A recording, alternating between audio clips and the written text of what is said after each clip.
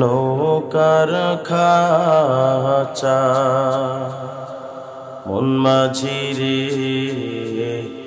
ঘন ঘন জোড়া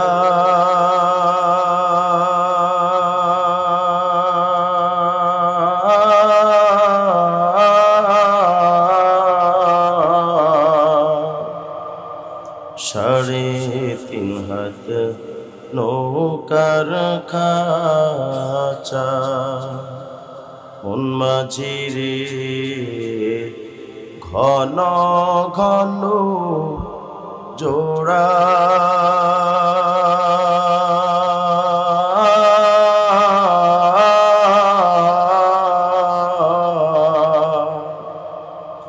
সেই নৌকা খান বাইতে আমার তো মন মাঝি রে হাত হইল গুড়ারে মন মাঝি খবরদার আমার তোরি যেন ভিড়ি না আমার নৌকা যেন ডুবে না মন মাঝি খবরদার।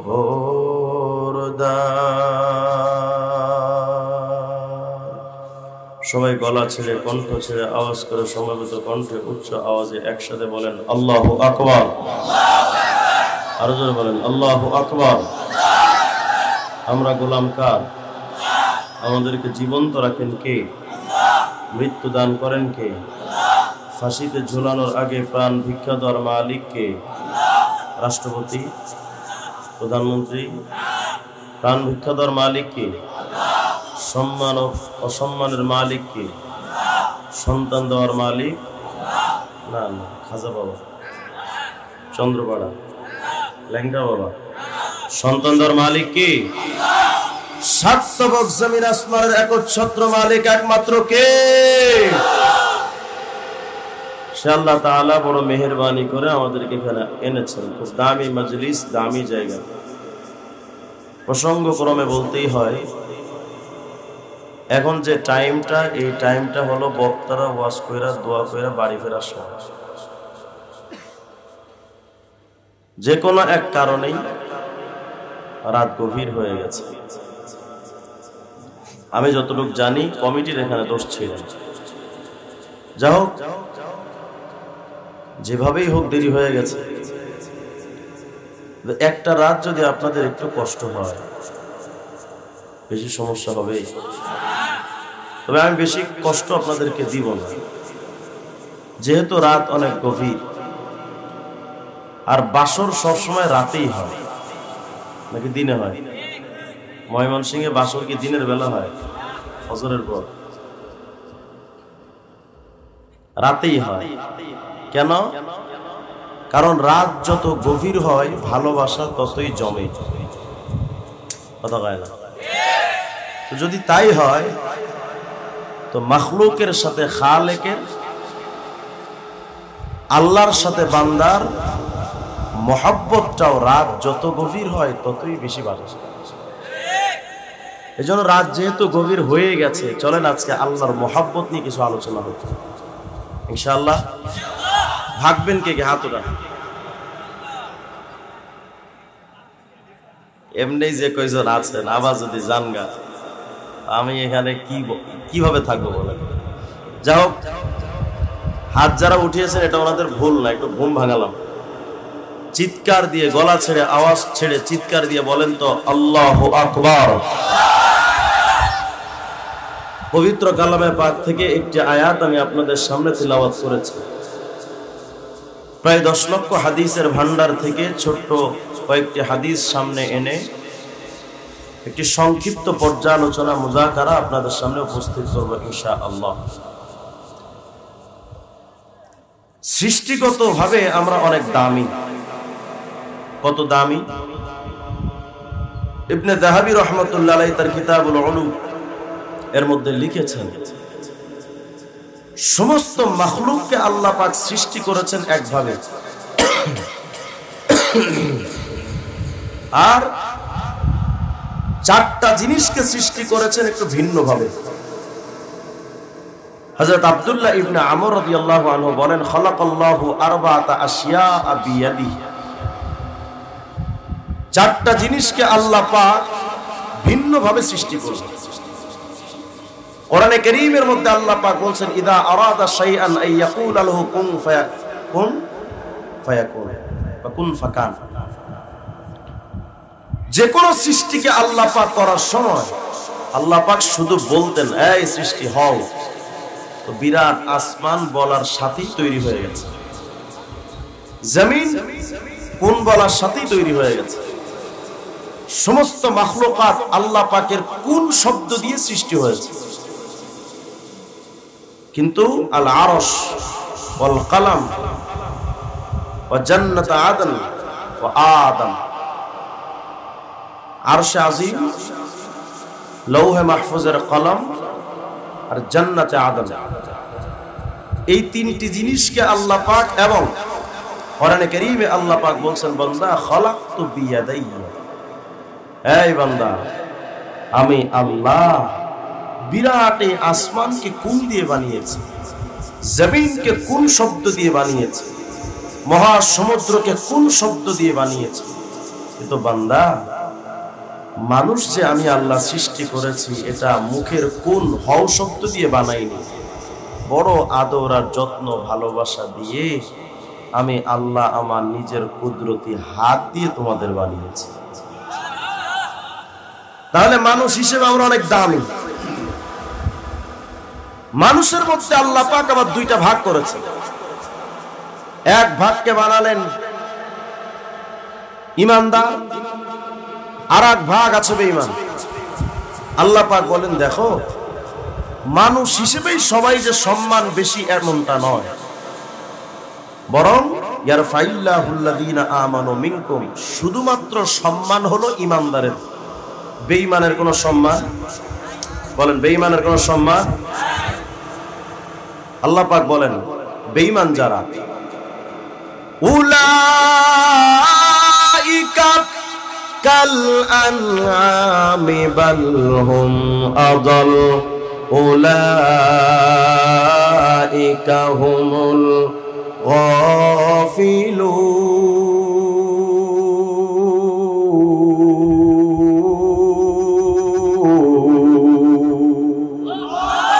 আল্লাহ পাক বলেন বেঈমান যারা, এদের সম্মান পশু পাখি হাইওয়ান জানোয়ার কুকুর শুকরের মতো।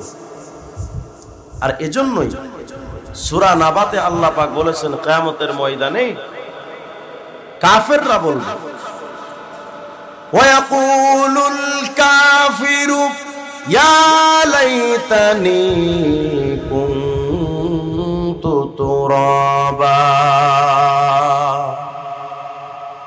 ইয়াজমাউল্লাহু ইয়াওমাল কিয়ামা আল আউয়ালিন ওয়াল আখিরিন, কিয়ামতে সমস্ত মাখলুককে আল্লাহ পাক দাঁড় করাবেন।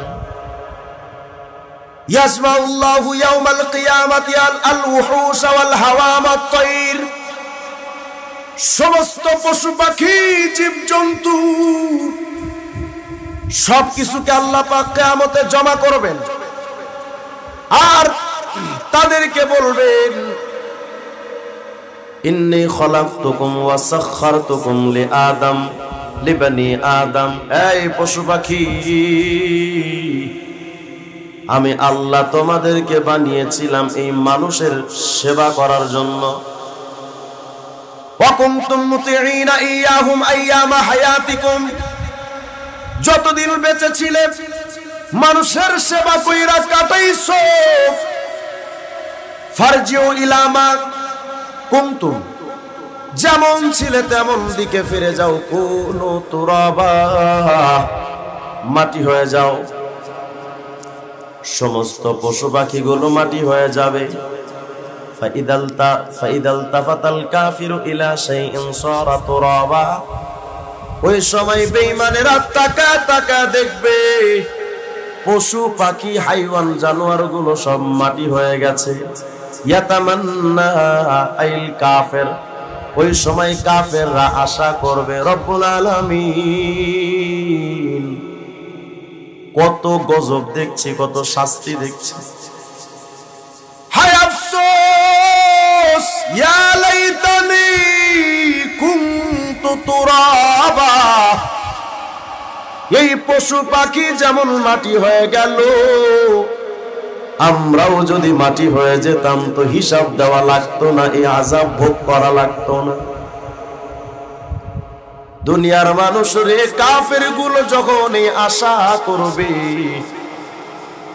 তখন আল্লাহ পাকের ফেরেশতারা ওই পশু পাখি যে মাটি হয়ে গেছে ওই মাটি হাতে নিয়ে ফেরেশতাদের মুখে ছুঁড়ে, ফলে ওজুহু ইয়াউমাইদিন আলাইহা গাবারা, বেঈমানদের মুখে ধুলি দেখা যাবে, ধুলিমলি, ধুলিকণা। তো বেঈমানদের কোনো সম্মান নাই, তারা হাইওয়ানের মতো। কথাটা কার? আর বলেন না কার? কিন্তু আল্লাহ পাক বলেন, ঈমানদার তোমার সম্মানটা আমি আল্লাহ বাড়িয়েছি। কত সম্মান জানো? ফেরেশতারা একদিন আল্লাহকে বলেন, ও রব, খালাকতা বানি আদম, মানুষকে বানিয়েছেন, ওয়াতাইতাহুম, আর তাদেরকে দিয়া দিলেন আদ-দুনিয়া ইয়াকুলুনা ওয়া ইয়াতামাত্তাউন, দুনিয়ার সব নাজ ও নিয়ামত তাদেরকে দিলেন, তারা খাচ্ছে, ঘুমাচ্ছে, ফিরছে, বিয়ে শাদী করে। ওয়ালাম তুতিনা যালিক, আমাদের তো দিলেন না। রব্বুল আলামিন এই জন্য আমাদের ফেরেশতাদের একটা দাবি আছে, এক দফা এক দাবি। কি দাবি? এই যে জান্নাত বানাইলেন, ইজআল লানা হাদিহি নাকুলু মিনহা ওয়া নাশরাব, মালিক এই জান্নাতটা আমাদের দিয়া দেন। মানুষে তো দুনিয়া দিবেন, আর জান্নাতটা আমাদেরকে দিয়া দেন। রব্বুল আলামিন তখন বলেন, ও ফেরেশতারা শুনো, লা আজআলু সালিহা যুররিয়াতি মান খালাকতু বিয়াদাইয়া কামান কুনতু লাহু কুন ফাকান। আল্লাহ পাক তখন বললেন ফেরেশতারা, আল্লাহ পাক তখন বলেন ফেরেশতারা, তোমাদেরকে বানিয়েছি কুন শব্দ দিয়া, আর মানব জাতিরে বানাইলাম আমার হাত দিয়া। যাদেরকে আমি আল্লাহ বড় যত্ন কইরা হাত দিয়া বানিয়েছি রে, আমার ওই ঈমানদারদের মধ্যে যারা নেককার, ওই মানুষের মধ্যে যারা নেককার, ওই নেককারদের যত সম্মান আমি দেব, এমন সম্মান ফেরেশতা তোমাদের কোশ্চেন কালেও দেব না। তাহলে ময়মনসিংহের মুসলমান একবার বলেন তো, ঈমানদারের সম্মান ফেরেশতার চাইতে কম না বেশি? বলেন বলেন। আচ্ছা, তার মানে ফেরেশতার চাইতে ঈমানদারের দাম বেশি। আল্লাহ পাক বলেন ঈমানদারদের মধ্যে আবার এক শ্রেণীর মানুষের দাম বেশি। ওয়াল্লাযীনা উতুল ইলমা দারাজাত, যারা আলেম, ইলম ওয়ালা, তাদের সম্মান আবার ঈমানদারের চাইতেও বেশি। খুব মনোযোগ দিয়ে একটা কথার জবাব দেন তো মুমিন, আপনাদের এলাকায় যদি কোনোদিন কোনো ফেরেশতা আয়েশা হাজির হয়, আর ওই ফেরেশতারা মনে করেন ইসলামী দল করে, ওই ফেরেশতারা মনে করেন ওয়াজ নসিহত কইরা বানান, অথবা তার অসংখ্য ছাত্র আছে, অথবা শাইখুল হাদিসের ছাত্র বা ছেলে, মনে করেন এমন ফেরেশতা যদি কোনোদিন আয়েশা হাজির হয়, তার সাথে দুশ্মনী আপনার, মূর্তি ভাঙ্গার বিরুদ্ধে যদি কোনোদিন ওই ফেরেশতা বক্তব্য দেয়, এইটাকে নিয়ে আপনি তার সাথে তর্কে জড়িয়ে গেলেন, হঠাৎ করে ষড়যন্ত্র কইরা রিসোর্টে নিয়ে, সোনারগাঁ রিসোর্টে নিয়ে ফাঁসায়া দিলেন, এরপরে তার নামে একটা মিথ্যা মামলা দিয়া দিলেন, মিথ্যা মামলা দিয়া 2.5 বছর পর্যন্ত কারাগারের মধ্যে ঢুকায়া রাখলেন, কখনো রিমান্ড, কখনো জেলখানা, কখনো আদালত, কখনো প্রিজন ভ্যান, কখনো বিচারকের সামনে এভাবে হেনস্থা করলেন, কখনো হাত ধইরা টানেন, কখনো হাতের মধ্যে দড়ি দিয়া টানেন। এটা মামুনুল হক সাহেবের কথা বলি না, মনে করেন এমন কাজ যদি ফেরেশতার সাথে কেউ করে, মুমিন আমার একটা প্রশ্নের জবাব দেন, ফেরেশতার সাথে যদি এমন আচরণ কেউ করে, ও কি মুসলমান না বেঈমান? মুসলমান না বেঈমান? যদি তাই হয় তাহলে আমি এ কথা উদ্দারতহীন করে বলতে পারি, ওই ফেরেশতার চাইতে যে ইমানদারের দাম বেশি, ইমানদারের চাইতে আলেমদের দাম বেশি। ওই আলেম ওলামাদের ভিতরে মাওলানা মামুনুল হকরে যারা মিথ্যা মামলা দিয়া কারাগারের মধ্যে রাখছো, ফেরেশতার অপমান করলে ও যেমন মুসলমান না, আলেমদেরকে যারা কারাগারে ঢুকায় একটা মুসলমানের জাত না। বানায় বললাম ঠিক না বেঠি? আরেকটা হাদিস শোনেন, ইবনে মাজার হাদিস আস-সহিহ আত-তারগিব ওয়া তারহিবের মধ্যে আছে। একদিন রাসূল আরবি আলাইহিস সালাম ইয়াতুফু বিল কাবা, পবিত্র কাবা শরীফ তওয়াফ করেন, আর কাবার দিকে তাকায় বলেন, ও কাবা, মা আহসানাক ওয়া মা আযমাক ওয়া মা আযমা হুরমাতাক। আরে কাবা, তোমার কতই না সৌন্দর্য, কতই না দাম তোমার, কতই না সম্মান তোমার। মা আতিয়াবাক ওয়া মা আতিয়াবা রিহাক, তুমি কতই না পবিত্র। আল্লাহর নবী পবিত্র কাবার ভূয়সী প্রশংসা করছেন। এক সাহাবী বলেন, আমি কান লাগায় শুনতেছি পয়গম্বর কি বলতে চান। কিছুক্ষণ পরে নবীজি বলেন, কাবারে,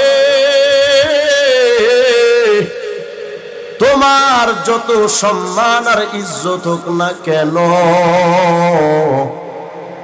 ওয়াল্লাযী নাফসি বিয়াদিহি, ওই আল্লাহর কসম যার হাতে আমার জীবন, আমি নবী ওই আল্লাহর নামে শপথ কসম করে বলছি, শোনো রে কাবা, লা হুরমাতুল মুমিন আযমু ইনদাল্লাহি মিন হুরমাতিক মালুহু ওয়া দামুহু। ও কাবা, তোমার যতই সম্মান হোক না কেন, যতই ইজ্জত আর দাম হোক না কেন, ওরে কাবা, তোমার যতই দাম, আমি নবী সিদ্ধান্ত দিলাম, আমার একজন ইমানদার উম্মতের মর্যাদা তুমি কাবা তোমার চাইতে লক্ষ কোটি গুণ বেশি। বলেন তো, কাবার দাম ইমানদারের চাইতে কম না বেশি? কাবার দাম ইমানদারের চাইতে কম না বেশি? কথা বলে না?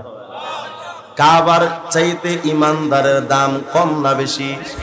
যদি তাই হয়, এখন কাবায় গেলেন, হাতে একটা কঙ্কর বা পাথর নিলেন, নিয়া কাবার দিকে মারলেন, মেজাজ খারাপ, কাবার সাথে বহুদিনের দুশ্মনী, মনে করেন ইসরায়েলের বাচ্চা আপনি গেছেন, গিয়া আপনি মারলেন কাবার দিকে ঢিল একটা। যদি কাবারে কেউ অপমান করে, কাবাকে নিয়ে যদি কেউ ঠাট্টা করে, কাবার দিকে যদি কেউ ঢিল মারে, ওইটা তো খাঁটি হাসান বসরি মুসলমান। কথা বলেন, মুসলমান এটা না বেঈমান?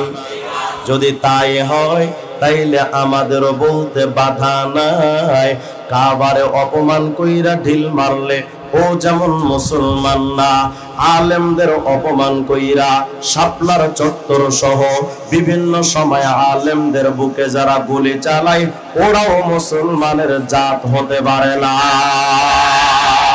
ইমানদারকে আল্লাহ পাক এত সম্মান দিয়েছেন, বিশেষ করে উম্মতে মুহাম্মাদী। উম্মতে মুহাম্মাদীর এত যে দাম আল্লাহ দিয়েছেন, নবী আমার বলেন, ওয়াখতারা উম্মতি আলাল উমাম সিওয়ান নাবিয়্যিন ওয়াল মুরসালিন।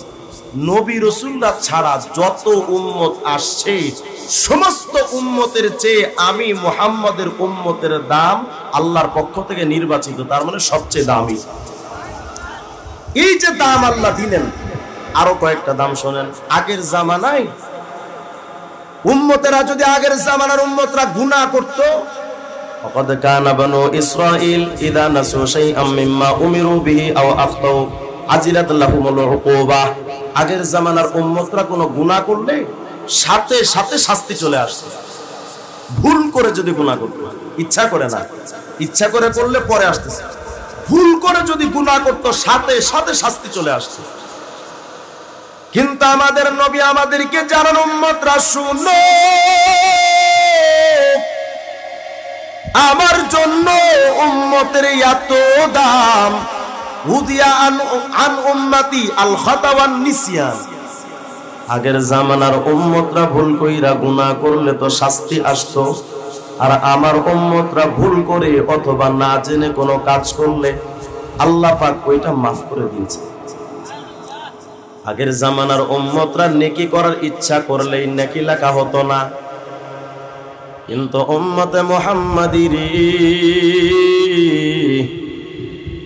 নুজহাতুন নাজিরিন নামক কিতাবে শায়দকে বললাম আল্লাহ পাক হঠাৎ করে ইন্নাহু লা ইউনাদিল মালাক, ফেরেশতাকে ডাক দেন, এই ফেরেশতা উকতুবলি ফুলান ইবনে ফুলান কাদা ওয়া কাদা আই মিনাল আমালিস সালেহ, আমার এই বান্দার আমলনামায় এই নেকিগুলো লেখো। ফেরেশতারা কয় ইন্নাহু লাম ইয়ামাল, ওয়াল্লাহ এখনো তো আমল করে নাই। আল্লাহ পাক বলেন ওটা আমার উম্মতে মুহাম্মাদি, আমার মুহাম্মাদের উম্মত, ও তো নেকির কাম করে নাই, কিন্তু ইন্নাহু নাওয়া, নিয়ত তো করছে। সুবহানাল্লাহ বলবেন না? নিয়ত তো করছে, তো বাস ওইটাই লিখে দাও। আগের জামানার উম্মতরা যদি কোনো গুনার কাম করত ইচ্ছা কইরা, তাহলে বলা হতো তুমি তোমার কান কেটে ফেলাও, অথবা হাত কেটে ফেলো, অথবা পা কেটে ফেলো, শরীরের অঙ্গ কাটা হতো গুনাহ থেকে বাঁচার জন্য। একান্তভাবে তওবার নিয়মটা তাদের দরওয়াজার উপরে লেখা থাকতো। যদি কেউ গভীর রাত্রে গুনাহ করত, সকালবেলা দরওয়াজার মধ্যে লেখা দেখতো আজকে রাত্রে উনি ভোট চুরি করেছেন,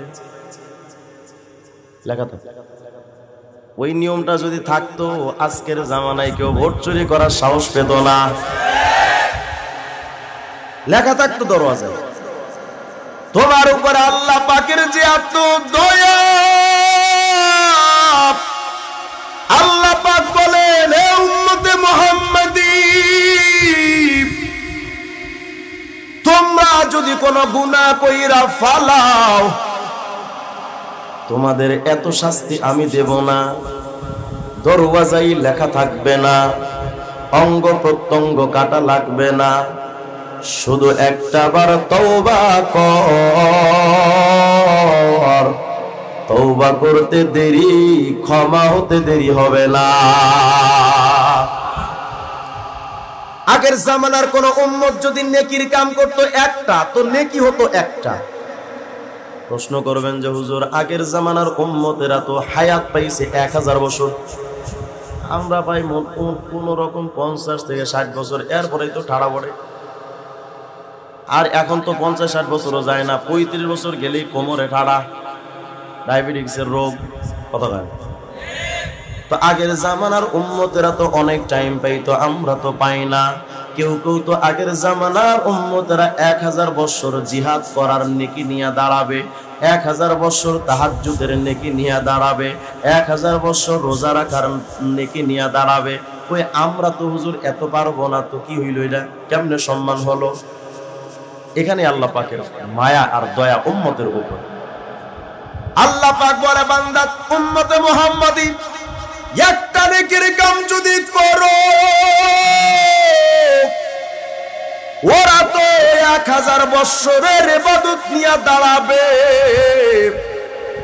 1000 বছরের নেকি পাবে, বেশি নেকি পাবে না। কিন্তু তোমরা যদি একটা নেকির কাম করো, সূরা আনআম 160 নম্বর আয়াত, মান জাআ বিল হাসানা ফালাহু আশরু আমসালিহা, একটা নেকির কাম যদি করো, আমি আল্লাহ ওই একটারে বাড়াইতে বাড়াইতে 10 গুণ বাড়াবো। আমরা কাল্লা মাত্র 10 গুণ হবে না, আরো বাড়ান। আল্লাহ পাক বলেন ঠিক আছে উম্মতে মুহাম্মাদি শোন, তুমি যদি আরো বাড়াইতে চাও তো ঠিক আছে শোনো, আমিও আল্লাহ তোমাকে 20 গুণ দেব। ভাই 20 গুণেও হবে না, 30 গুণ দেব। ভাই তাও হবে না, আচ্ছা 50 গুণ দেব। ভাই না তাও হবে না, আচ্ছা 80 গুণ দেব। ভাই না তাও হবে না, আচ্ছা বান্দা কেচাল করিস না, একটা নেকির কাম করবি, আমি আল্লাহ একের পরিবর্তে 100 গুণ নেকি দেব। বান্দা কামার 100তেও হবে না, যদি কয়, যদি বান্দা কয় 100তেও হবে না, আল্লাহ বলবেন 200 দেব। বান্দা যদি কয় 200তেও হবে না, আল্লাহ বলেন 400 নেকি দেব। বান্দা কয় তাও হবে না, আল্লাহ বলেন 500 নেকি দেব। বান্দা এখন যদিও বলে আল্লাহ আমার 500তেও হবে না, আল্লাহ পাক বলেন সহিহ বুখারী 7501 নম্বর হাদিস, পয়গম্বর বলেন এই নবীজি বলেন ফেরেশতা আল্লাহ পাক নবীজি বলেন আল্লাহ জানিয়েছেন যখন বান্দা একটা নেকির কাম কইরা 500 নেকিতেও বান্দা খুশি না আল্লাহ পাক তখন বলেন এই ফেরেশতারা শোনো ফাইন আমিলাহা আই আমিলাল হাসানাতাল ওয়াহিদা ফাকতুবুহা লাহু বিআশরি আমসালিহা ইলা 700 দিফাল আমার বান্দা একটা নেকির কাম যদি কইরা লয় একটা নেকির পরিবর্তে আমার বান্দার আমলনামায় 700 নেকি লেখা দাও বান্দা কামা 700 তে হবে না এমনি তোমরা শেষরা বুঝেন না যদি একটা গাড়ি পায় আরেকটা গাড়ির ধান্দা মেম্বার হইলে চেয়ারম্যানের ধান্দা চেয়ারম্যান হইলে তো এমপির ধান্দা এমপি হইলে তো মন্ত্রীর ধান্দা মন্ত্রী হওয়ার পর এখন কয় সংবিধানে আল্লাহর নাম রাখবো না কত গায়লা কত বড় টাকলা মোল্লা গো বেইল নাই শর্মনা গো বেইল নাই হেফাজতের বেইল নাই টাকায় দেখলাম চান্দুর মাথায় চুল নাই ও সংবিধান থেকে আল্লাহর নাম উঠায় দিল অবশেষে মন্ত্রিত্বের চেয়ারও নাই আমও শেষ সালাও শেষ এখন শুধু চান্দু একলা ঘরে ঘরে থাকে তাও ফ্যান ছিঁড়ে মাথায় ভরে ফ্যানও ছাড় দেয় না বান্দা যদি এখন বলে আল্লাহ 700 তো আমার হবে না মুসনাদ আহমদের 10707 নম্বর হাদিস পয়গম্বর বলেন একটা নেকির পরিবর্তে ও উম্মতে মুহাম্মাদি 700 পাইছো তুমি খুশি না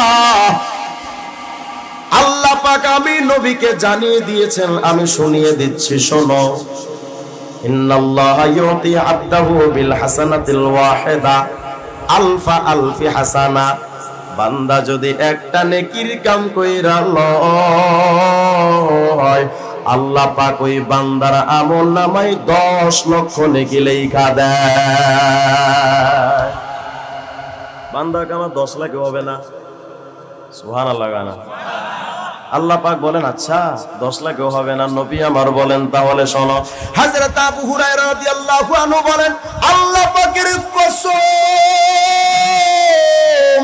নবীজির জবান মুবারক থেকে আমি শুনেছি নবীজি তার পবিত্র জবান দিয়া বলতেছিলেন আর আমি আবু হুরায়রা আমার কর্ণকুহরে ঢুকাচ্ছিলাম আল্লাহর নবী বলেন ইন্নাল্লাহা ইউতিহি আলফাই আলফি হাসানা বান্দা যদি একটা নেকির কাম কইরা লয় আল্লাহ ওই বান্দার আমলনামায় পাক্কা 20 লক্ষ নেকি লেখা দেয় বান্দা এখন আল্লাহ তুমি কি শুরু করছো কি শুরু করলাম মানে আল্লাহ তুমি যে গুনে গুনে দেও তোমার জন্য কি গুনে গুনে দেওয়া মানায়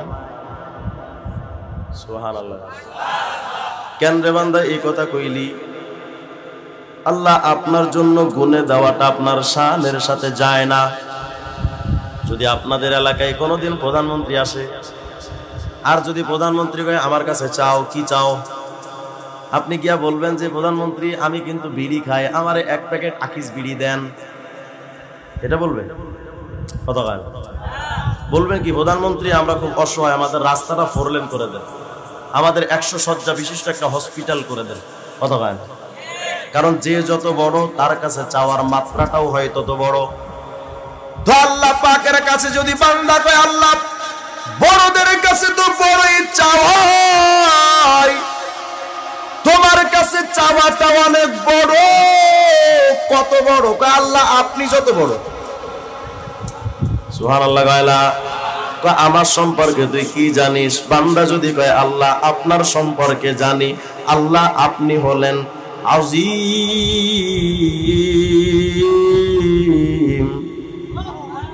আই লা ইনতিহা আলা যার কোনো কুল কিনারা নাই যার কোনো সীমারেখা নাই যার কোনো সীমাবদ্ধতা নাই যার কোনো কুল কিনারা খুঁজে পাওয়ার সম্ভাবনা নাই বান্দা তুই কি বুঝাইতে চাস ও আল্লাহ আপনি যেমন আজিম আমরা আজরে আজিম চাই বান্দা আল্লাহ পাক তখন বলেন হে বান্দা তাহলে শুনো ওয়া মান আমিলা সালিহাম মিন যাকারিন আও উনসা ওয়া হুয়া মুমিন ফাউলাইকা يدخلون الجنة ইউরযাকুনা ফিহা বিগাইরি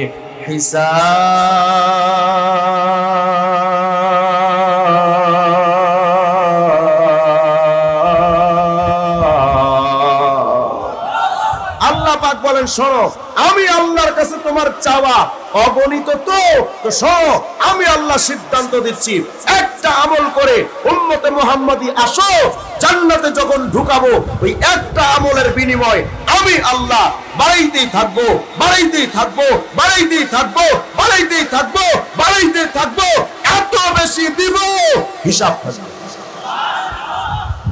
আল্লাহ পাকের কত দয়া। গুনাহ করবেন একটা, ফালা তুজলামুনা ফাতিলা, গুনাহ করবেন একটা, সীমাহীন গুনাহ না, একটাই গুনাহ দেওয়া হবে, বেশি দেওয়া হবে না। নেকি করবেন একটা, সীমাহীন নেকি দিবেন কে? এখন যদি গুনাহ করেন, নেকির কাজ করার ইচ্ছা করার সাথেই নেকি লেখা হতো, আর গুনার কাজ করার ইচ্ছা করলে তো গুনাহ লেখা হয় না, বরং গুনাহ করার পরেও এত সহজে গুনাহ লেখা হয় না। সুবহানাল্লাহ, হয় না? আজীব এক হাদিস আছে, সৈয়দ মুহাম্মদ বাগদাদি আলুসি রাহিমাহুল্লাহ তাফসীর রুহুল মাআনিতে লিখেছে। খুব মনোযোগ, কষ্ট হচ্ছে নাকি আপনাদের? কষ্ট হলে জায়গা। আল্লামা সৈয়দ মুহাম্মদ বাগদাদি আলুসি হাদিস নকল করেন, মিয়া এই কেরামান কাতিবিন দুই কাঁধে, মালাকান দুইজন ফেরেশতা, সাহিবুল ইয়ামিন ডান কাঁধের ফেরেশতা, ইয়াকতুবুল হাসানাত নেকি লেখে। এই কই যায়? ওই মুত লাগছে ওইটা না, খবরদার। ডান কাঁধের ফেরেশতা নেকি লেখে, সাহিবুশ শিমাল, আজীব এক হাদিস, খুশি হয়ে যাবেন, সুবহানাল্লাহ বলেন। সাহিবুশ শিমাল বাম কাঁধের ফেরেশতা, ইয়াকতুবুস সাইয়্যাত গুনাহ লেখে। তো ডান কাঁধের ফেরেশতা কি লেখে শুনতেছেন আপনারা? বাম কাঁধের ফেরেশতা গুনাহ লেখে।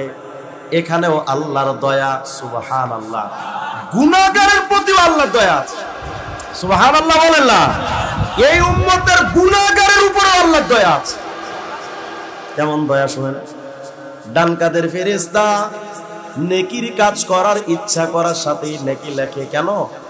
নবীজি আমরা বলেন, সাহিবুল ইয়ামিন আমিরুন আলা সাহিবিশ শিমাল, ওয়া ফি রিওয়ায়াতিন আমিনুন আলা সাহিবিশ শিমাল।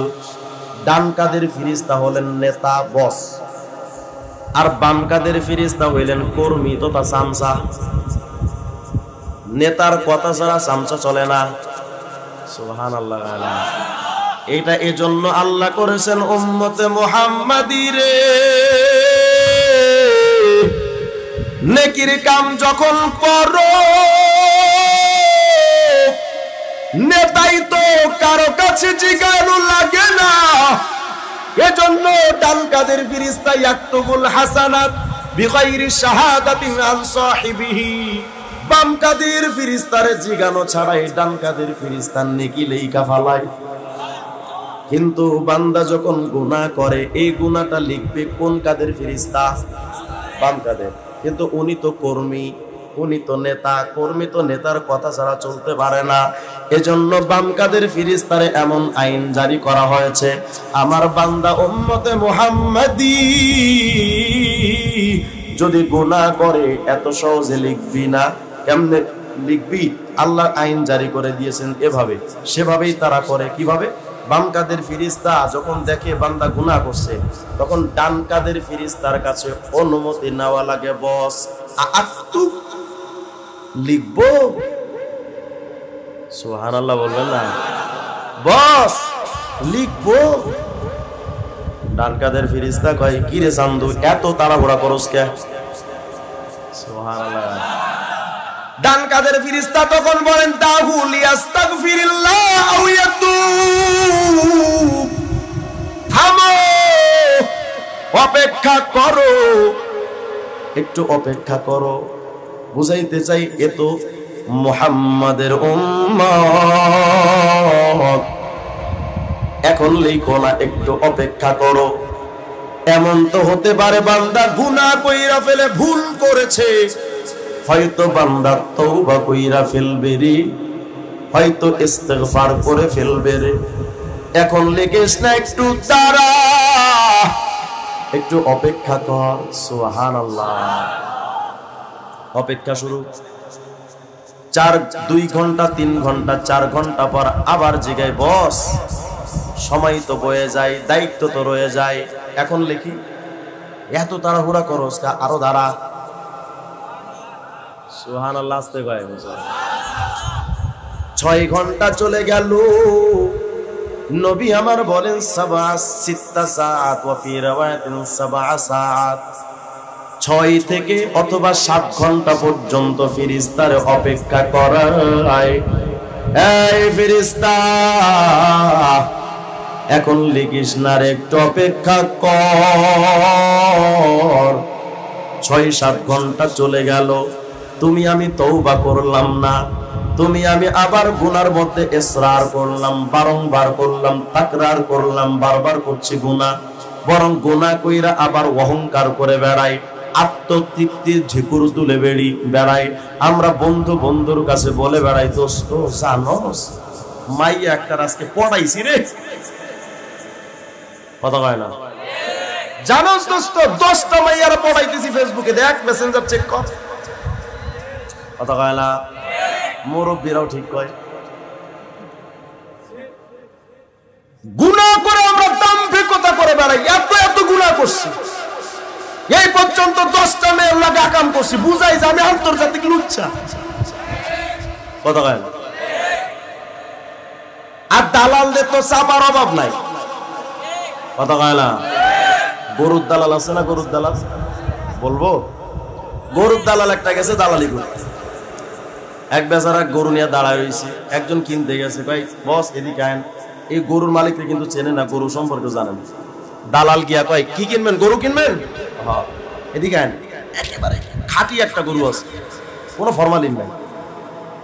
নিয়ে আসছে গরুর সামনে, কয় দেখেন এই যে গরু, এ প্রতিদিন 10 কেজি করে দুধ দেয়, প্রত্যেক বছর 3টা করে বাছুর দেয়, বেশি খায় না, বেশি ডিস্টার্বও করে না, খুব ভালো সোনার গরু, এর থেকে ভালো গরু আর হয় না, দামেও কম। গরুওয়ালা কয়, আমি গরু বেচুম না। কেন বেচবেন না? আমার গরুর যে এত গুণ, এ তো আমিও জানি না, আমি জানলে কি আর বেচতে আনতাম নিমিয়া।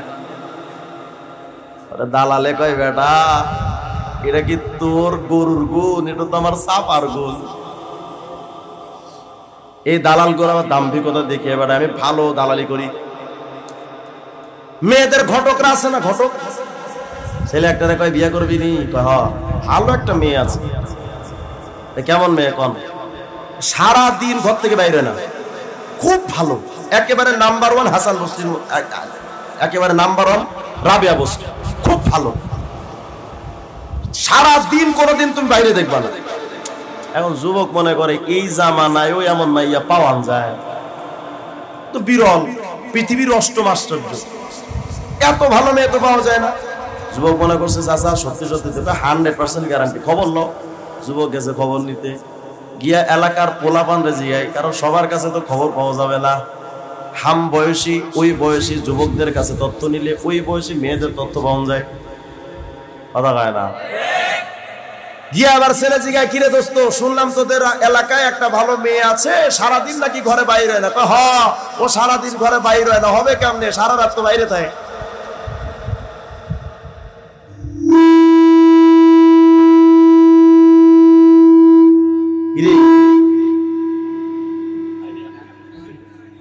এই রাতেও তোমার মাইক ঠিক হয় না।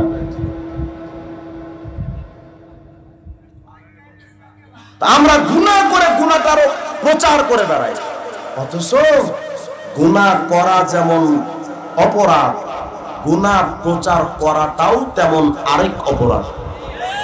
কিয়ামতের ময়দানে বুখারী শরীফের হাদিস, কিয়ামতে এক বান্দাকে আল্লাহ পাক ডাকবেন, ঈমানদারকে, ফায়াসতুরুহু, আল্লাহ পাক এখন এই বান্দাকে এভাবে নিজের পর্দা আবরণের মধ্যে ঢেকে নেবেন। আল্লাহ পাক ডেকে, এদিক মনোযোগ দেন, মাইক যা আছে কবালে বিসমিল্লাহ ওয়াল্লাহ মিল্লাতুর রাসূলুল্লাহ, আল্লাহ নিজের পর্দার মধ্যে বান্দাকে ঢুকায় নেবেন। এই পর্দার মধ্যে আল্লাহ আর ওই গুনাহগার বান্দা ছাড়া কেউ নাই। সুবহানাল্লাহ বলেন। আল্লাহ এখন বলবেন, এই আতারিফু যামবা কাদা, বুখারী শরীফের রওয়ায়াত। আতারিফু যামবা কাদা, তুই যে এই গুনাহ করছিলি ভেবে দেখতো তোর কি মনে পড়ে? বান্দা মনে মনে আল্লাহ আজকে স্বীকার না করার উপায় আছে, গুনাহ তো করছি। আল্লাহ পাক বলবেন আচ্ছা তুই গুনাহ করছিস সত্যি? তো আল্লাহ 100% গুনাহ করছিস। আল্লাহ পাক বলবেন শোন, সাতারতুহা আলাইকা ফিদ দুনিয়া ওয়া আনা আগফিরুহা লাকাল ইয়াউম, তোর গুনাহগুলো দুনিয়াতেও গোপন রাখছিলাম, আজকে কিয়ামতে পর্দার মধ্যে এনে তোরে গোপনে মাফ করে দিলাম। তাহলে গুনাহগুলো গোপন রাখাটাই ক্ষমা পাওয়ার উপযুক্ত। গুনাহ যখন প্রচার করে দিবেন তখন ওই গুনাহটার এত সহজে মাফ হয় না। এজন্য গুনাহ যেটা করবেন, আমি জানি আমি হাজার বললেও গুনাহ বন্ধ করতে পারবো না, গুনাহ হবেই, তো গুনাহ করে কোনোদিন প্রচার না করে সাথে সাথে এসে আল্লাহকে বল, আল্লাহ নফসের ধোকায় শয়তানের ধোকায় আমরা তো দুর্বল, ভুল করে ফেলেছি, আল্লাহ আমি গুনাহগার, আপনি গফফার, আমি নাফরমান, আপনি রহমান, আল্লাহ আমি জালেম, আপনি গাফের, আমি জল্লাম, আপনি গফফার, আমি জলুম, আপনি গফুর, আল্লাহ একটু মাফ করে দেন। তো আল্লাহ ওই গোপনেই তো বান্দাকে মাফ করে দেওয়ার জন্য তৈয়ার। আপনি আমার প্রচার করে বেড়ান। ৬-৭টা ঘন্টা চলে গেল, বান্দা তওবা করে নাই, মনে আছে আপনাদের? ৬-৭টা ঘন্টা চলে গেছে, বান্দা তওবা করে নাই। এবার ফেরেশতারা কয় কি করবি? এখন এই তার আমলনামায় গুনাহটা লেখ। ডান কাদের ফেরেশতা নির্দেশ দিয়া দেয় গুনাহটা লেখছে।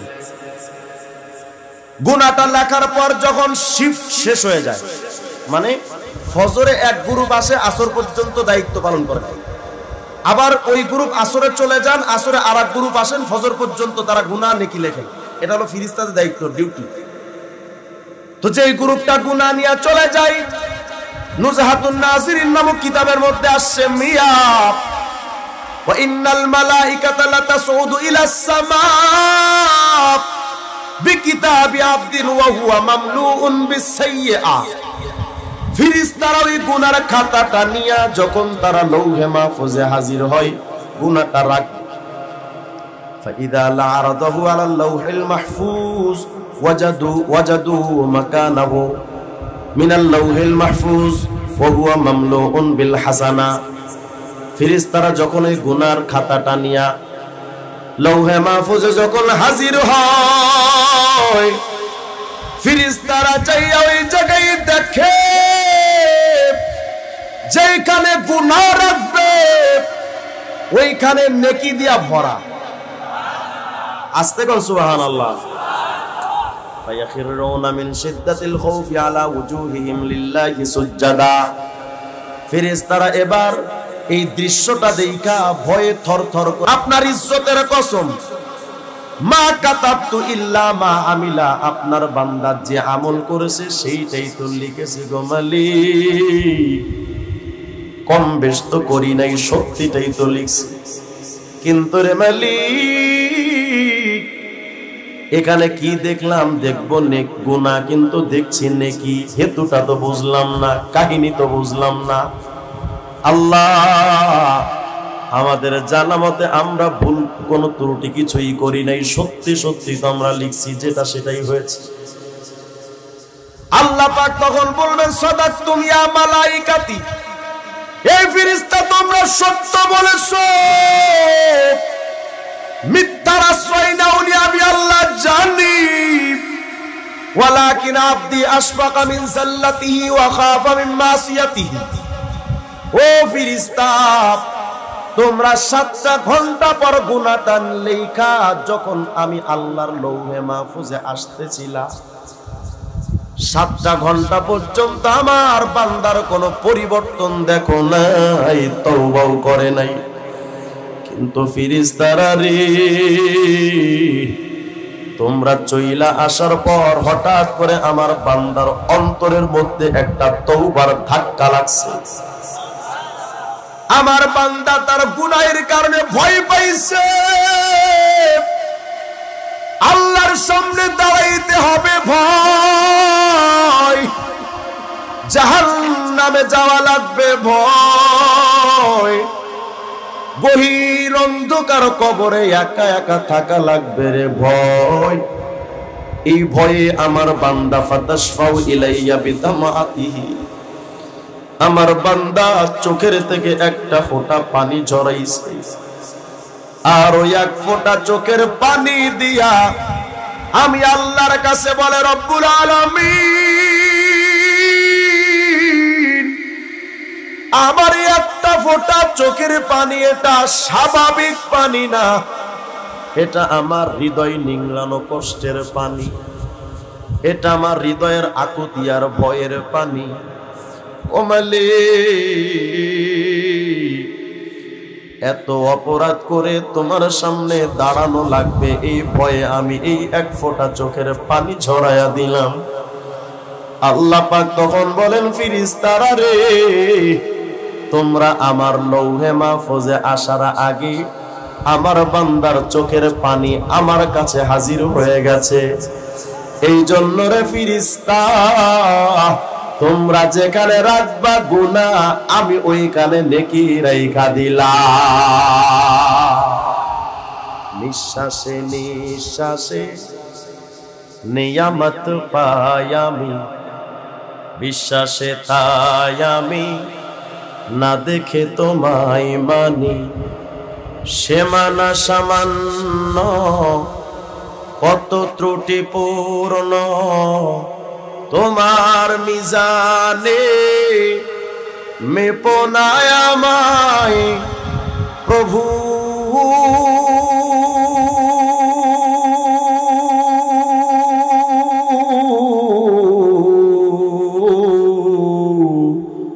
গোপনে ক্ষমা করে দিও তুমি, আমিন বলেন না। আমার ক্ষুদ্র হৃদয়ের মিনতি, তোমার করুণা রহমের উদারে, আমাকে ফেলে তুমি দিও না হে রহমান, আমি যে অসহায় ধরো না পরপারে, আমার জীবনে দিও না কোনো বিপদ,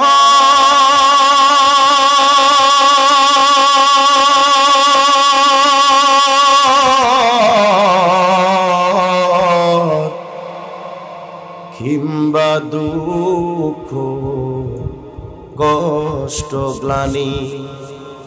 নিঃশ্বাসে নিঃশ্বাসে নিয়ামত পাই আমি, বিশ্বাসে তাই আমি না দেখে তোমায় মানি।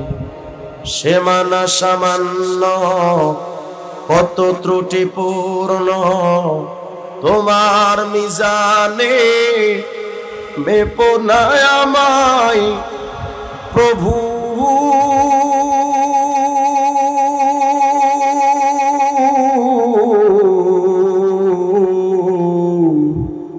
গোপনে ক্ষমা করে দিও তুমি, আমিন বলেন, আমিন বলেন।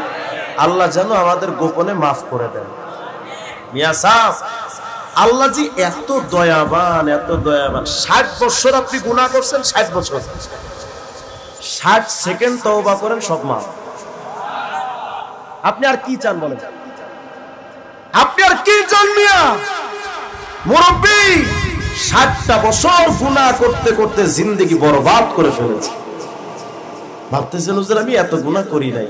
আপনি চোখের হেফাজত করছেন কতদিন? পর নারীর দিকে যে আপনি তাকালেন মুরব্বী, এক একটা নজরে এক একটা কবিরা গুনাহ হয়েছে, বিনিময় 7000 বছর জাহান্নাম। প্রতিটা নজরে নজরে। ভাবতেছেন হুজুর আমি বেশি গুনাহ করিনি। আপনি নজরের হিসাব দিবেন কেমনে বলেন? অন্যান্য গুনাহ তো বাদই মিয়া। হাকিমুল উম্মত মুজাদ্দিদে মিল্লাত শাহ আশরাফ আলী থানভী কুদ্দিস সিররু বলেন, মিয়া করোনারই যদি সামনে আসে, হয় সামনে একেবারে ফেস টু ফেস অফলাইনে আসুক, অথবা অনলাইনে ফেসবুকে বা ইমো হোয়াটসঅ্যাপে আসুক, অথবা ইউটিউবে বা টুইটারে আসুক, যেভাবেই আসুক না কেন, তোমার সামনে যদি কোনো মেয়ে আসে তাকায়ও না, নজর পড়লেও নজরটা হেফাজত করো। এই তুমি এই যে একবার নজর হেফাজত করলা, 10,000 রাকাত নফল নামাজ পড়লে যেই সওয়াব হতো তার চেয়ে বেশি সওয়াব হবে। আচ্ছা হুজুর যদি আমাকে বদদুয়া দেন, আমার মনটা কি ভালো থাকবে? একটা ফকির এসে যদি আপনাকে বদদুয়া দেয়, আপনার মন কি ভালো বলবে? কোন পীরের কাছে গিয়া যদি আপনি কোন বদদুয়া পান, আপনার মন কি ভালো বলবে? কেন? এই আমি শেষ হয়ে গেলাম, অমুকে বদদুয়া দিয়েছে, অমুকে অভিশাপ দিয়েছে। মিয়া, মানুষের মাখলুকের অভিশাপ যদি আপনার কাছে এতটা খারাপ মনে হয়, রাসূল আরবি বলেন লানাল্লাহুন নাযিরা ওয়াল মানযুরা ইলাইহি, যে পরনারীর দিকে তাকালো, যার দিকে তাকালো, উভয়ের উপরে আল্লাহর অভিশাপ। কার অভিশাপ? আল্লাহর অভিশাপে ভয় পান না? যখন হিন্দি সিরিয়াল দেখেন তখন কি কোথায় থাকে আপনার এই ভয়? সিনেমা যখন দেখেন তো কখন কোথায় থাকে আপনার এই ভয়? দুনিয়ার মানুষ গুনাহটা ছাইরা দেন, ইতিপূর্বের যে গুনাহ হয়ে গেছে সমস্ত গুনাহ থেকে তওবা করো। তোমার মাওলা কত বড় তওবা কবুলকারী জানো? আমি যখন কারাগারে ছিলাম, 2.5 মাস কারাগারে ছিলাম হেফাজতের মামলাকে। আমার মামলা হলো মাওলানা মামুনুল হক সাহেব, আমার উস্তাদ মুহতারাম, ওনার যে মামলা আমার একই মামলা। মানে হুজুর এজারভুক্ত আসামি, আমি নন এজারভুক্ত। মামলা কি লিখছে? বাইতুল মুকাররমের সামনে মামুনুল হক ককটেল মারা নির্দেশ দিচ্ছে। জুনায়েদ আল হাবিব ককটেল মারতেছে, খালেদ সাইফুল্লাহ আইয়ুবী মানুষের মাথায় লাঠি দিয়ে বাড়ি দেয়, অথচ ওনার হাতটাই ভাঙা। আর রিজওয়ান রফিকি ওই জায়গায় তাদের সাহায্য করতেছিল। আমি মামলার কাগজটা দেখে বুঝলাম যিনি মামলা লিখছেন উনি যে গাঞ্জা খাইছে ওই গাঞ্জা মেয়াদ ছিল। মেয়াদ থাকলে এত ডাহামিসা কথা লেখা যায়? কথা হয় না। 2.5 মাস ছিলাম কারাগারে। 2.5 মাস পর যখন বের হয়েছি না, আমার মায়ের সাথে দেখা হয়েছে প্রথম। আমার মা আমাকে জড়ায় ধরে বলতেছে, রিজওয়ান, 2.5টা মাস হয়তো তুমি কারাগারে বাবা ঘুমাইছো। এই 2.5টা মাসের মধ্যে একটা মাসের মধ্যেও একটা রাতের জন্য আমি যখন বিছনায় যেতাম ঘুমাতে, আমার ঘুম কোত্থেকে যেন উড়ে যেত। আমি ভাবতাম যে আমি এই বিছানায় কেমনে ঘুমাই, আমার বাচ্চাটা কোথায় ঘুমাচ্ছে। দুনিয়ার মানুষ মা বাবার থেকে তো আপন কেউ হয় না। হবে বিদেশ গেলে পোলা তো বাপ মারে বুইলা যায়। যুবক ভাইরা, অনেক মুরব্বীরা আমাদেরকে বলে, হুজুর একটু দোয়া করেন পোলাপান যেন কথা শুনে একটু খাইতে টাইতে দেয়।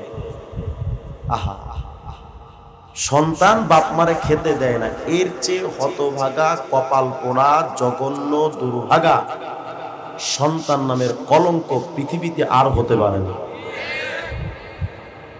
দুঃখ লাগে।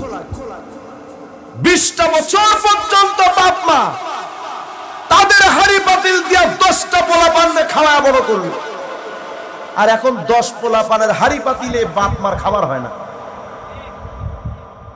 কথা হয় না? আছে না নাই? আহা, অথচ যুবক ভাই, আপনার এই বাবার ছোট্টবেলার একটা ইতিহাস আপনাকে শোনাই। ছোট্টবেলায় যখন আপনি ছোট ছিলেন, বাবা 104 ডিগ্রি জ্বর গায়ে, ফার্মেসিতে গিয়ে কয়, ডাক্তার সাহেব আমার জ্বরটা একটু মাপেন না, শরীর তো পুড়ে যায়। জ্বর মাপার পর দেখে 104 জ্বর গায়ে, লোকটা যেন পড়ে যাবে ভাব।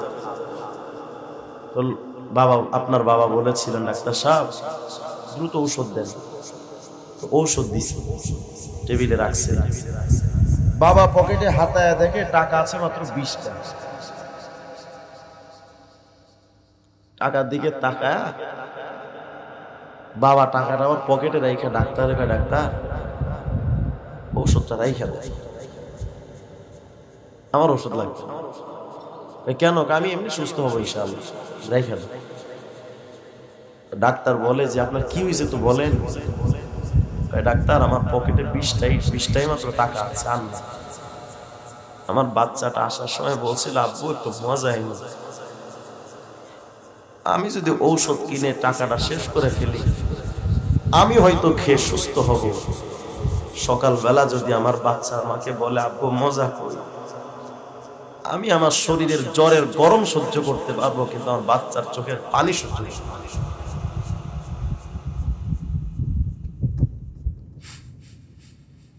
এই তো বাবা। মা, আমি তখন রাহমানিয়া মাদ্রাসায় পড়ি। আমার দাদা ছিলেন অনেক বড় এক সম্পদশালী, আমার আব্বাও ছিলেন বিরাট বড় এক ব্যবসায়ী। বড় মানুষরা যখন বড় মায়ের খায় তখন রাস্তায় নেমে যায়। ঠিক আমার বাবার অবস্থা সেটাই হয়েছিল। তখন আমি রাহমানিয়া মিশকাত জামাত পড়ি। এমন ধরা খাইছেন যে ঘরে চাউল পর্যন্ত নেই। আর যারা মোটামুটি একটু টাকাওয়ালা থাকে তারা কারো কাছে বলেও না শরম, চাউলও না। আমি একদিন রাহমানিয়া থেকে তখন সম্ভবত সসময় ইমতিহানের পর বাড়িতে গেছি। যাওয়ার পরে আমি সকালবেলা খেতে বসছি, তো দেখি মা রান্নাঘর থেকে খানা নিয়ে, গ্রাম অঞ্চলে তো খাবার খায় মানুষ সাধারণত রান্নাঘরে গিয়ে, আগের জামানায় আমরা যে সময় ছোট ছিলাম তখন এমন ভাবেই খেতাম, এখনো আছে কিনা জানি না গ্রাম। তো আমার মা ওই দিন দেখি রান্না করে, আমাকে ডাকেন না, আমারে বলে তুই বারান্দায় বস, আমি আনতেছি খাবার। একটা প্লেটের মধ্যে খাবার সাজায়া আমার দিছে, খা। তখন আমার মধ্যে কোনো কৌতূহল জাগেনি, আমি খেয়ে ফেললাম। তো হঠাৎ করে আমার মধ্যে একটা ধাক্কা লাগলো, কিরে মা খানার জন্য ডাকবেন, সারা জীবন ডাকেন রান্না করে, আজকে আমারে তো বারান্দায় বসে খাওয়াচ্ছেন, এত সম্মান করতেছেন, বিষয়টা তো ভালো না। আমি মনে মনে ভাবলাম, পুষতো, হ্যাঁ গন্ডগোল তো কিছু একটা আছে। তখন আমার খাওয়া শেষ। আমি খাওয়া শেষে রান্নাঘরের কাছে দরজায় গিয়ে দাঁড়িয়েছি।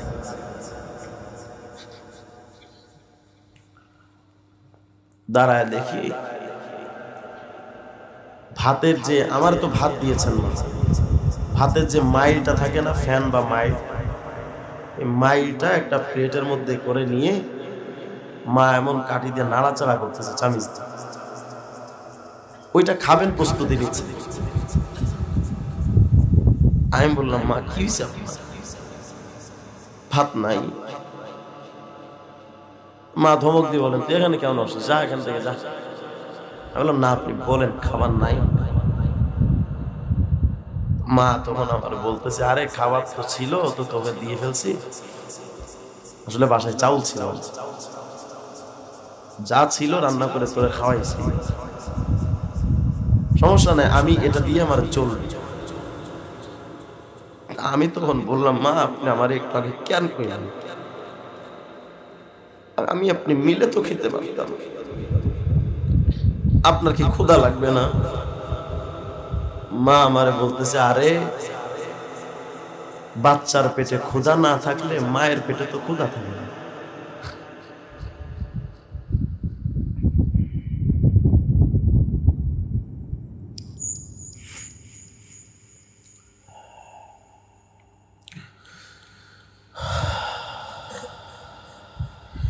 এই তো মা, আর এই তো বাবা। এই বাপ মা 50 টাকার ঔষধের কেনার টাকা পায় না, অসুস্থতায় ভোগে। তুই কুলাঙ্গার এক সন্তান, 1000 টাকা তোর প্রেমিকার বিকাশে পাঠাস, তোর মায়ের খবর পেয়েছে, তোর উপরে আল্লাহর গজব করবে। তোর সন্তানরাও তোকে না খাওয়ায় মারবে, তোর সন্তানরা তোকে বৃদ্ধাশ্রমে পাঠাবে। কিভাবে পারেন? আমি আলহামদুলিল্লাহ এখনো, আমি এই বছর একটা নগদ ইতিহাস করে আপনার, গ্রামে আমাদের বাজার একটা জায়গা আছে, আব্বা বলতেছেন যে গ্রামেও তো একটু বাড়ি করা দরকার, এখানে একটা বাড়ি কর। আমি সাধারণত আমার টাকা আমার কাছে রাখি না, আব্বা মা যখন বলছেন, তো আমি আমার তো সবকিছু দিয়ে দিছি মাকে, আব্বাকে। তো আমার কাছে 1.5 লাখ টাকা ছিল সংসারের খরচ চালানোর জন্য। ওই টাকাটা আমার মানুষের কাছে একজন ধার নিয়েছে, তো ওদিকে বাপ মা বিল্ডিং এ খরচ করতে করতে সব শেষ। আমি খবর পেয়েছি যে টাকা নাই, এখনো কিছু অপূর্ণ কাজ আছে। তো আমি যার কাছে টাকা পেতাম তারে বলছি যে ভাই আমার ইমার্জেন্সি টাকা প্রয়োজন, দেন। তো উনি 10,000 20,000 এইভাবে কইরা কইরা দেয়, আর আমি ওইটা ওইভাবে পাঠায় দিই। আমার কাছে কিন্তু বাজার করার টাকা না। আমার মা আমাকে একদিন বলতেছে, কিরে তুই কিভাবে চলিস, তোর কি সংসার চালানো লাগবে না? আমি বলছি যে বাপ মা যদি খুশি থাকে তো নবীজি বলছেন আল্লাহও খুশি থাকে। আল্লাহ কি তার, আমার উপরে যদি আল্লাহ খুশি থাকেন তো আল্লাহ কি তার বান্দাকে না খাওয়া রাখবে? আমার চলবে ইনশাল্লাহ। আমি একভাবে আল্লাহ ফায়সালা করবেন। আলহামদুলিল্লাহ আমি কোনোদিন টাকার অভাব পাই নাই, একভাবে আল্লাহ চালায় নিছে। বুঝাতে চাচ্ছি ভাইরা, আমার মা আমাকে একদিন বলছে তুই কি ব্যাংকের অ্যাকাউন্ট করতে পারোস না, ওখানে টাকা রাখিস?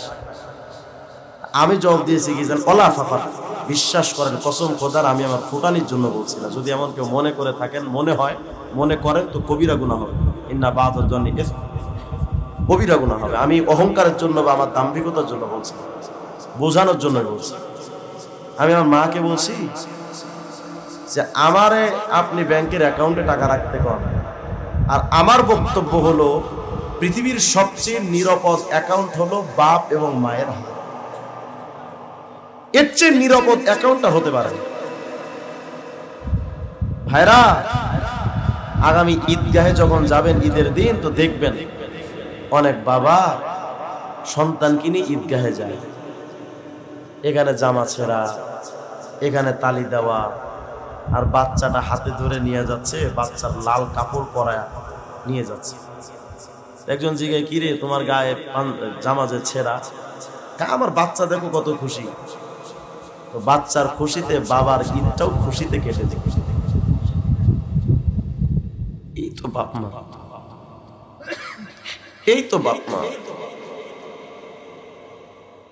এই বাপ মারে কিভাবে না খাওয়া রাখেন আমার বুঝে আসে। এখনো পর্যন্ত রাত্রবেলা যদি আমি বাসায় যাই, দরজায় নক করলে আগে মায়ের আওয়াজ, মা আপনি কি ঘুমান না? তুই সারা রাত কোথায় থাকিস না থাকিস? মা ঘুমান। বাচ্চার খবর নেওয়ার জন্য বাচ্চাটা কখন আসবে মা ঘুমায় না।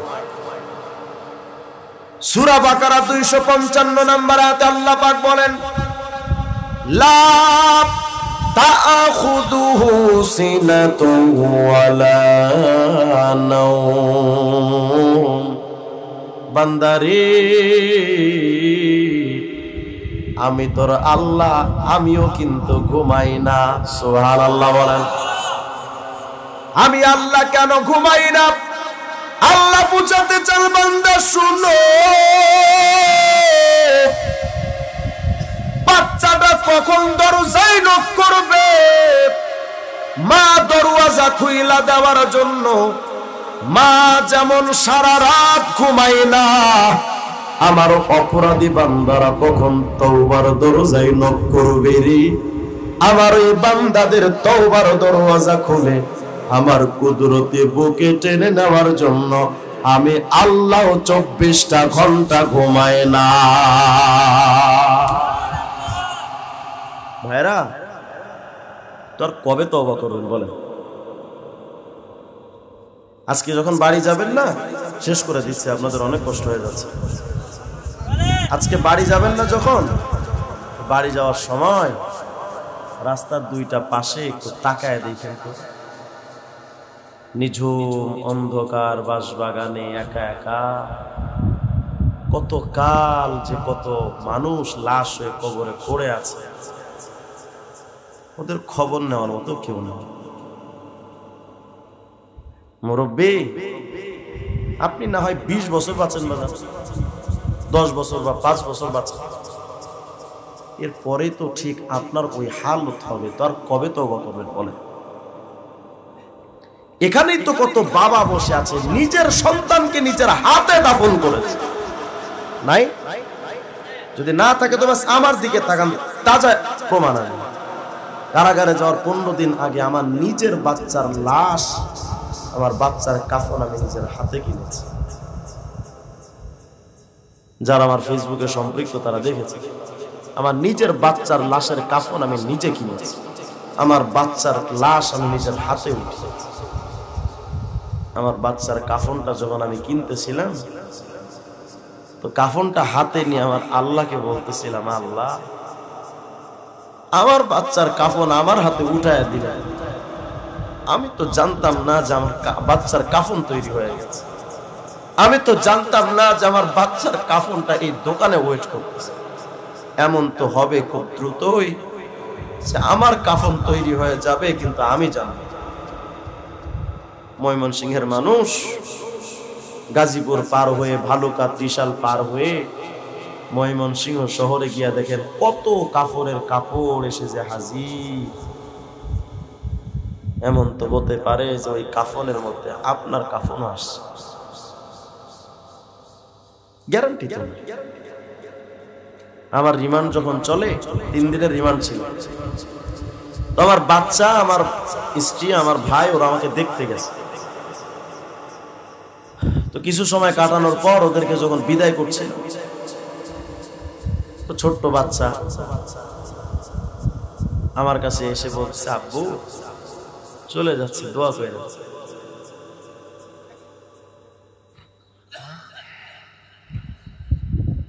ওই সময়ের অনুভূতিটা বোঝানো যায় যে আমি তার বাপ, অপরাধ নাই আমার, আমি থাকবো কারাগারে আর আমার বাচ্চাটা বাসায় যাবে। ওর মাকে যদি বলে আম্মু আব্বু কখনোই, ওর মা কি জব?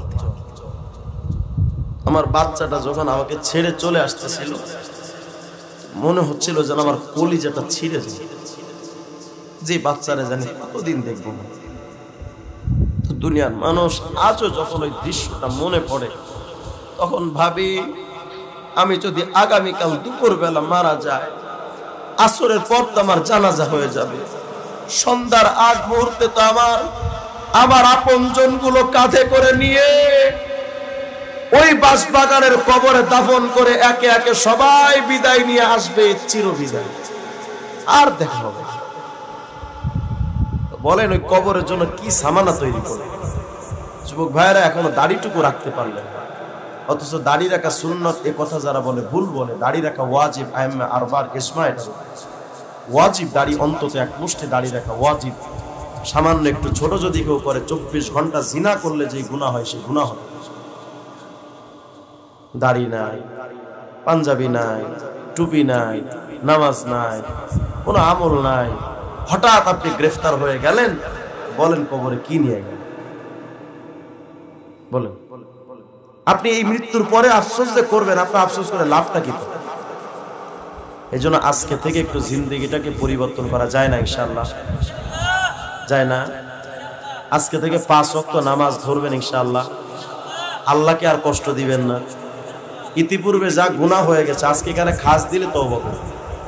যদি মানুষের হক থাকে, এগুলো আগামীকাল থেকে পরিশোধ করা শুরু করুন ইনশাআল্লাহ। খাস দিলে তওবা করে জিন্দেগিটাকে পরিবর্তন করে একটু মৃত্যুর প্রস্তুতি নিয়ে থাকি ইনশাআল্লাহ। গুনাহগাররা মৃত্যুর ভয় পায়, আল্লাহওয়ালারা মৃত্যুর ভয় পায় না। কারণ আল্লাহওয়ালারা মনে করে আমার মাওলার সাথে, আমার বন্ধুর সাথে কখন দেখা হবে। এজন্য প্রস্তুতি নিব ইনশাআল্লাহ।